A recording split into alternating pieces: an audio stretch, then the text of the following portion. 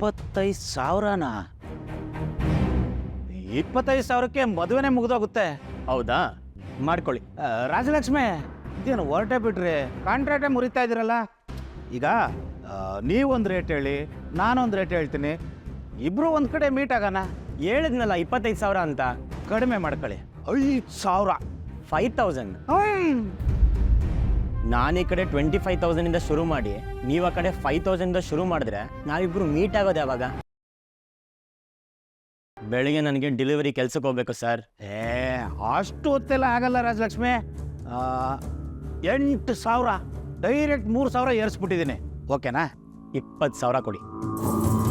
10 ಕೊಡ್ತೀನಿ. 20 ಅಂದರೆ 20 ಸರ್, ಅದಕ್ಕಿಂತ ಕಡಿಮೆ ಆಗಲ್ಲ. ಒಂಚೂರು ಕಡಿಮೆ ಮಾಡ್ಕೋಬೋದಾಗಿತ್ತು, ನಾನು ಬಡವ. ಹೋಗ್ಲಿ ಬಿಡಿ, 20,000 ಕೊಡ್ತೀನಿ ಫೈನಲ್. ಆದರೆ ಮದುವೆಲಿ ಏನೂ ತೊಂದರೆ ಆಗಬಾರ್ದು, ಹಂಗೆ ನೋಡ್ಕೋಬೇಕು. ಎಲ್ಲ ನೋಡ್ಕೋತೀನಿ ಸರ್. ಈ ಮದುವೆ ನಡೆದೇ ನಡೆಯುತ್ತೆ. ನನ್ನ ದುಡ್ಡು ನನಗೆ ಬಂದರೆ ಸಾಕು. ರಾಜಲಕ್ಷ್ಮಿ, ನಂಗೊಂದು ಡೌಟು. ಈಗಿನ ಕಾಲದಲ್ಲಿ ಬರೀ 20,000ಕ್ಕೆ ಮದುವೆ ಆಗುತ್ತಾ? ಅಯ್ಯೋ, ಆಗತ್ತೆ ಸರ್. ಲೊಕೇಶನ್ ನಿಮ್ಮದು, ಅಡುಗೆ ಭಟ್ರು ಒಟ್ಟಾರ್ದವರು, ಇನ್ನು ಡೆಕೋರೇಷನು ಮಿಸ್ಸೆಲೆನ್ಸ್ ಎಲ್ಲ ನಂದು. ಮುಸ್ರೆ ಅಂತದೆ? ಮುಸ್ಲೆ ಅಲ್ಲ ಸರ್, ಆ ಸಣ್ಣ ಪುಟ್ಟ ಎಕ್ಸ್ಟ್ರಾ ಖರ್ಚಿರುತ್ತೆ, ಅದಕ್ಕೆ 20,000 ಸಾಕು. ಡನ್ನು ಸರ್.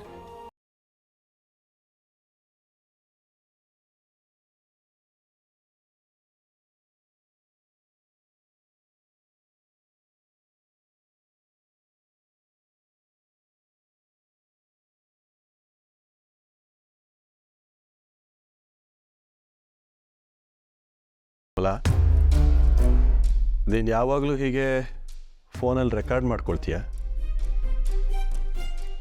ಆಮೇಲೆ ಫೋನ್ ಕಾಲ್ಸ್ ಎಲ್ಲ ರೆಕಾರ್ಡ್ ಆಗುತ್ತಾ ನಿಂದು? ನೋಪ್ಪ, ಇಲ್ಲ, ಎಲ್ಲರದ್ದು ರೆಕಾರ್ಡ್ ಮಾಡೋದಿಲ್ಲ. ಆದರೆ ಕೆಲವರು ಸರಿ ಇರಲ್ಲ ನೋಡಿ. ಸ್ಟಾರ್ಟಿಂಗಲ್ಲಿ ತುಂಬ ಚೆನ್ನಾಗಿ ಮಾತಾಡೋರು, ನೀನೇ ಚಂದ್ರ ಇಂದ್ರ ಅಂತ ಹೊಗಳೋರು, ತುಂಬ ವಿನಯ ತೋರಿಸೋರು, ಮತ್ತು ಇಂಥ ಮೂರ್ತಿ ಅಂಕಲ್ ತರದವರು. ಮೂರ್ತಿ ಥರ ಅಂದರೆ? ಅಂದರೆ ಮೊದಲನೇ ಹೇಳದ್ನಲ್ಲ, ನಮಗೆ ಒಂಥರ ಆಪೋಸಿಟ್ ಆಗಿ ನಮ್ಮ ಮೇಲೆ ಕಣ್ಣಿಟ್ಟಿದ್ದಾರೇನೋ ಅನ್ನೋ ಥರ ಡೌಟ್ ಬರೋ ಹಾಗೆ, ಒಂಥರ ಹೇಳೋಕ್ಕೆ ಕಷ್ಟ.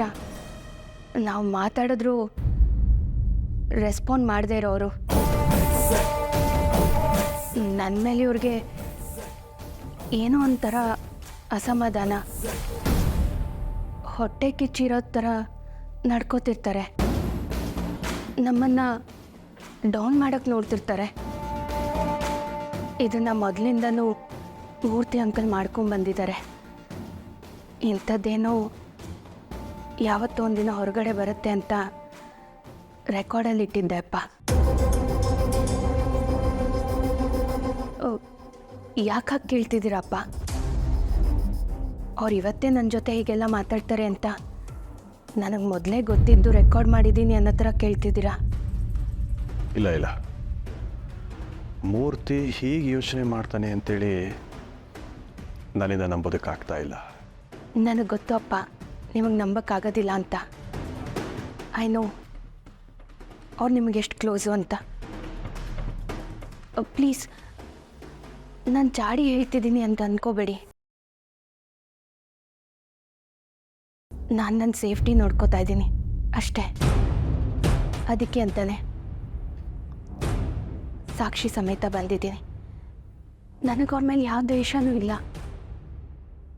ನಾನೇನಾದರೂ ತಪ್ಪು ಮಾಡಿದರೆ ಅದು ನಿಮ್ಮವರೆಗೂ ಬರಬೇಕಲ್ವಾ? ನಿಮ್ಮ ಮಗಳು ಹೀಗೆ ಮಾಡಿದಾಳೆ ಅಂತ ನಿಮ್ಮ ಹತ್ರ ಕಂಪ್ಲೇಂಟ್ ಮಾಡಿದರೆ ಸರಿ. ಅವ್ರ ಮಗ ತೊಂದರೆಗೆ ಸಿಗಾಕೊಂಡ್ರೆ ಅದನ್ನು ಅವರೇ ಬಗೆಹರಿಸ್ಕೋಬೇಕು ಅಪ್ಪ. ಅದನ್ನು ನನ್ನ ಮೇಲೆ ಹೊರಿಸ್ತಿದ್ದಾರೆ. ಅವ್ರ ಮಗನ ಶಾಕ್ ಆದರೆ, ಡಿಪ್ರೆಷನ್ಗೆ ಹೋದರೆ ಅದಕ್ಕೆ ನಾನು ಕಾರಣನಾ? ನೋಡಿ ಹೇಗೆ ಮಾತಾಡ್ತಿದ್ದಾರೆ.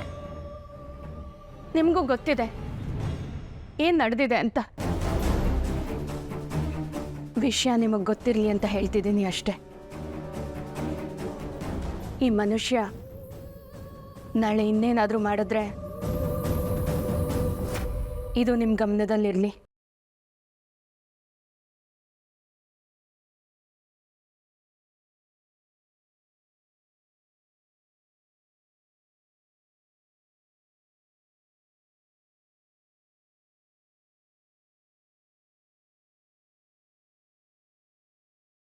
ಬೇಗ ಬೇಗ ನಡಿ. ಎಷ್ಟು ಲೇಟ್ ಮಾಡ್ತೀಯಾ? ಒಂಚೂರು ಇಷ್ಟ ಆಗ್ತಿಲ್ಲಮ್ಮ. ಹೇಳೋದು ಅರ್ಥ ಆಗ್ತಿಲ್ವಾ ನಿನಗೆ? ನನಗೆಲ್ಲ ಅರ್ಥ ಆಗುತ್ತೆ.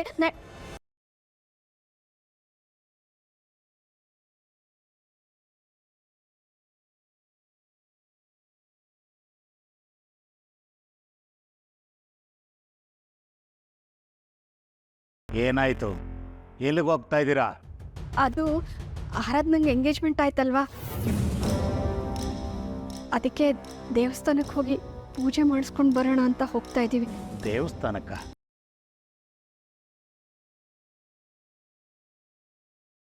ಹೇಗೇನಕ್ಕೆ ತಗೊಂಡು ಹೋಗ್ತಾ ಇದ್ದೀರಾ?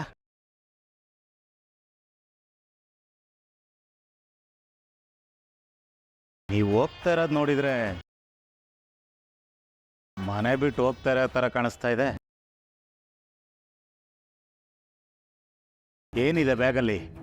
ಅದು ಪೂಜೆ ಸಾಮಾನಿದೆ ರೀ. ಮಡ್ಲಕ್ಕಿ. ಮಡ್ಲಕ್ಕಿ? ಮಡ್ಲಕ್ಕಿ ಕೊಡೋದು ಮದುವೆ ಆದ್ಮೇಲೆ ಅಲ್ವಾ ರೇವತಿ? ಹಾಂ, ಮದುವೆ ಆದಮೇಲೆ ಕೊಡಬೇಕು, ಇವಾಗಲೂ ಕೊಡಬೇಕು. ಆರಾಧನಾ, ನೀನು ಆಚೆ ಹೋಗಿರೋ, ನಾನು ಬರ್ತೀನಿ. ಹೋಗಿ.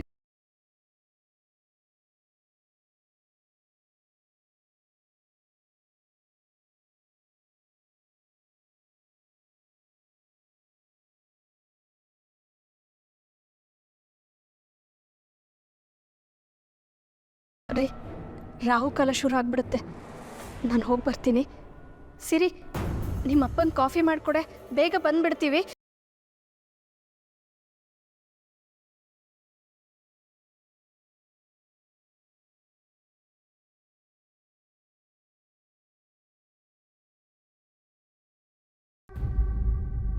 ಅಪ್ಪ, ಈ ಅಮ್ಮಂಗೆ ಏನಾಗಿದೆ?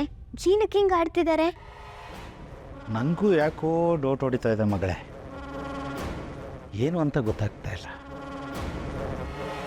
ಎಲ್ಲೋ ಮಿಸ್ ಹೊಡಿತಾ ಇದೆ.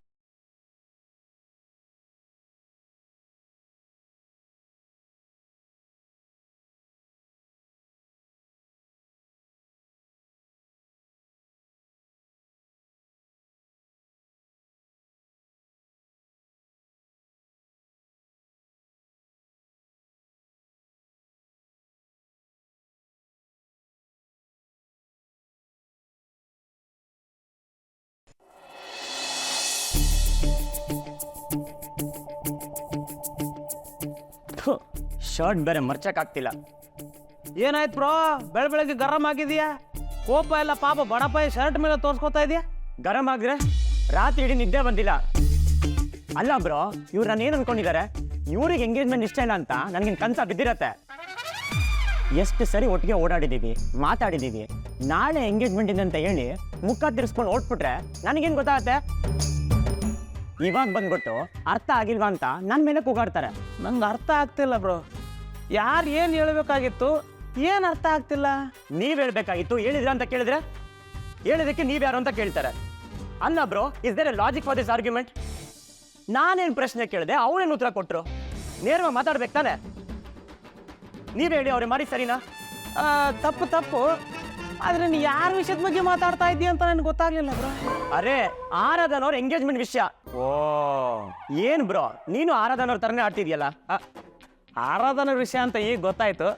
ಸ್ವಲ್ಪ ಕ್ಲಾರಿಟಿ ಬರ್ತಾ ಇದೆ. ಆದ್ರೆ ಇಷ್ಟು ಸಣ್ಣ ವಿಷಯಕ್ಕೆ ಜಗಳ ಆಡ್ಬೇಕಿತ್ತ ಅಂತ. ಅವ್ರು ಜಗಳ ಆಡಿದ್ಮೇಲೆ ನಾನು ಜಗಳ ಆಡ್ಲೇಬೇಕು ತಾನೆ? ಯಾವಾಗ ನೋಡಿದ್ರು ಕೋಪ ಮಾಡ್ಕೊಂಡೇ ಇರ್ತಾರೆ. ಒಳ್ಳೆ ಮುನಿಯಮ್ಮ ಅನ್ನೋದೇ ಕರೆಕ್ಟ್ ಹೆಸರು. ಆರಾಧನ ಅಂತ ಹೆಸರು ಇಟ್ಬಿಟ್ಟಿದ್ದಾರೆ. ನಿನಗೆ ಯಾಕೆ ಹೇಳ್ಬೇಕು ಅಂತ ಕೇಳ್ತಾರೆ ಬ್ರೋ. ನನಗೆ ಕೋಪ ಬರಲ್ವಾ ಬ್ರೋ? ಯಾರು ನಮ್ಮ ಮನಸ್ಸಿಗೆ ಹತ್ರ ಇರ್ತಾರೋ ಅವ್ರ ಮೇಲೇನೆ ಕೋಪ ಜಾಸ್ತಿ ಬರೋದು, ಅವ್ರ ಜೊತೆನೇ ಜಗಳ ಆಡೋದು. ಕೇಳಿಸ್ಕೊಳ್ಳೋರ್ಗೆ ಯಾಕಪ್ಪ ಇವ್ರು ನನ್ನ ಜೊತೆ ಹಿಂಗೆ ಆಡ್ತಾರೆ ಅಂತ ಅನಿಸುತ್ತೆ. ಆದರೆ ಒಳಗಡೆ ಸಲಿಗೆ ಇರುತ್ತಲ್ಲ, ಆ ವಿಷಯಕ್ಕೆ ಬ್ರೋ ಜಗಳ ಆಡೋದು.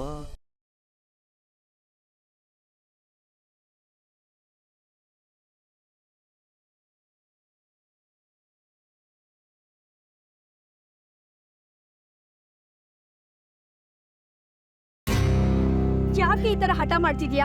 ಬಾರಿ ಒಳಗಡೆ. ಯಾಕಮ್ಮ ಬರ್ಬೇಕು? ಎಷ್ಟು ಸರಿ ಬೇಡ್ಕೊಂಡಿದ್ದೀನಿ ಒಂದ್ ದಾರಿ ತೋರಿಸು ಅಂತ. ತೋರ್ಸದ್ನ? ನಾನು ಒಳಗಡೆ ಬರಲ್ಲ. ಆರಾಧನಾ, ಯಾಕಮ್ಮ ಹೀಗೆ ಹಠ ಮಾಡ್ತೀಯ? ನೋಡು, ದೇವರು ನಮಗೆ ದಾರಿ ತೋರಿಸ್ತಾನೆ ಇಲ್ಲ ಅನ್ನೋದು ನಿಧಾನವಾಗಿ ನಮಗೆ ಅನುಭವಕ್ಕೆ ಬರುತ್ತೆ ಕಣಮ್ಮ. ದೇವರು ನನ್ನ ಪಾಲಿಗಿಲ್ಲ ಅಜ್ಜಿ.